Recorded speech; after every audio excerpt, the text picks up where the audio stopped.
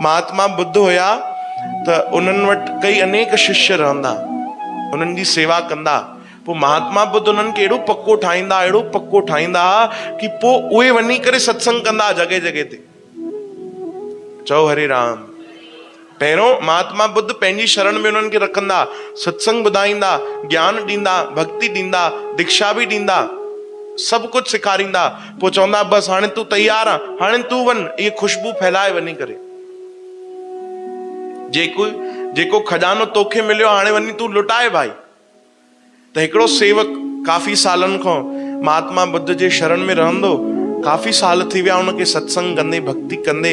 हिकु ॾींहुं महात्मा बुद्ध जे चरणनि में वेही करे चवण लॻो, प्रभु त हाणे मां तव्हांजी कृपा सां तैयार आहियां, जे अगरि तव्हांजी आज्ञा हुजे त मां बि प्रचार ते निकिरां जीअं मुंहिंजा ॿिया गुरु भाई सभु निकिता आहिनि। महात्मा बुद्ध उनखे ॾिसी मुस्कुराइण लॻा, चयो छा तूं तैयार आ? चयो बसि तव्हांजी कृपा आहे, तव्हां जीअं आज्ञा कयो। चयो भाई ॾिस, इहो मार्ग कोई सरल कोन्हे, तूं ईअं न सोचजां कि हाणे बसि मां भक्ति करण निकिरंदुमि त मूंखे सम्मान ई सम्मान मिलंदो, काथे काथे अपमान बि मिलंदो भाई। ध्यान सां ॿुधजो भाई, काथे काथे तोखे अपमान बि मिलंदो। मतां सोचे कि तुंहिंजे सत्संग जी सभु तारीफ़ कंदा, काथे काथे निंदा बि कंदे, गिला बि कंदे, घटि वधि ॻाल्हाईंदे। तैयार आ? हथ जोड़िया उन सेवक, चई जी सतगुरु, निंदा ई कंदा न, मूंखे ख़बर आहे हर ॾींहुं हिकु समान न थींदा आहिनि, कॾहिं प्रशंसा थींदी त कॾहिं निंदा बि थींदी, पर मूंखे सम रहणो आहे, मां तैयार आहियां। निंदा ई त कंदा। महात्मा बुद्ध चयो केवल ज़रूरी न आहे निंदा कनि, केॾी महिल सत्संग जे विच में भी करे बि तोसां अपशब्द ॻाल्हाए सघनि था। चओ हरे राम। थी तो सघे तूं भरी सभा में वेठो हुजे, हज़ारे माण्हू तोसां गॾु वेठा हुजनि, तोखे मञण वारा, कोई एकाद अहिड़ो निकिरी अचे जेको उन ई सत्संग जे विच में अची करे तोखे अपशब्द चई वञे, उन ई सभा में तोखां घटि वधि ॻाल्हाए वञे। तूं तैयार आ? हथ जोड़ी चई अपशब्द ई त चवंदो, मां तैयार आहियां। चओ हरे राम। महात्मा बुद्ध परीक्षा था वठनि, ॾाढी कठिन। चवनि था बसि एतिरो ई सीमित कोन्हे, थी थो सघे अपशब्द बि चवनि, गॾो गॾु तुंहिंजे मथां हथ बि खणनि था। चओ हरे राम। थी थो सघे हथ बि खणनि भाई, मतां सम्झे कि बसि गुलनि जी माला पवंदी। ईअं न सोचजां भाई कि केवल गुलनि सां ई तुंहिंजो स्वागत कंदा। तूं हुन जे लाइ तैयार आ? वो बि मुस्कुराइण लॻो।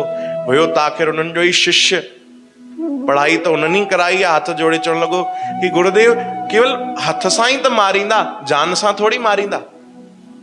चओ हरे राम। हथ सां ई हणंदा न, प्राण त न कढंदा।